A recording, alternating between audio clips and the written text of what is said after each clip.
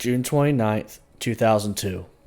Against the backdrop of the 2002 FIFA World Cup being played in South Korea and Japan, a North Korean patrol boat crosses the northern limit line, the maritime boundary between North and South Korea, just north of Yeongpyeong Island.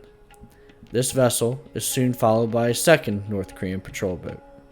Incursions of this type are not uncommon in these disputed waters, but today would be different. Two South Korean Cmdr-class patrol boats have been shadowing the North Korean incursion. The South Korean vessels are outgunned. They're armed with only one 40mm main gun, two 20mm guns, and two 50 caliber machine guns, as well as some small arms. The North Korean boats are armed with a single 85mm cannon, along with two 35mm guns, RPGs, and various small arms. At 10:25 a.m., one of the North Korean vessels fires with its 85mm cannon, striking the PKM-357 in the bridge, causing significant casualties.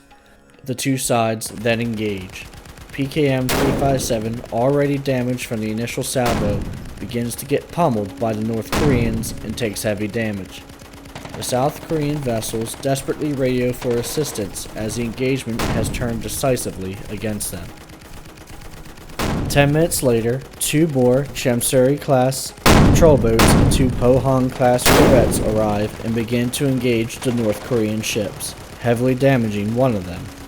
Realizing that they've lost the advantage, the North Koreans disengage and return to port. Their casualties are unknown, but one of their vessels has a visible fire on board as it retreats.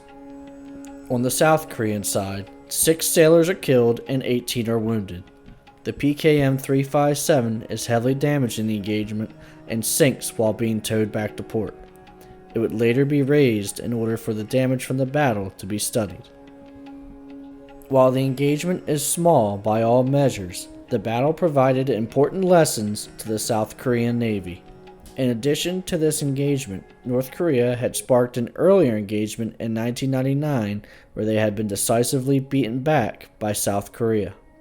The South had a clear advantage in technology. North Korea had a massive advantage in numbers, even if their vessels were of questionable quality. South Korea had a fleet of around 150 ships compared to North Korea's well over 700. South Korea's concerns revolved around the aging nature of their fleet, in particular their coastal patrol boats that were exposed as being vulnerable when caught in an even engagement. South Korea's naval leaders saw the implications of the Second Battle of Yeongpyeong. The North could gain temporary numerical superiority and overwhelm South Korea vessels by levying their massive, outdated fleet and subsequently withdrawing once reinforcements arrived.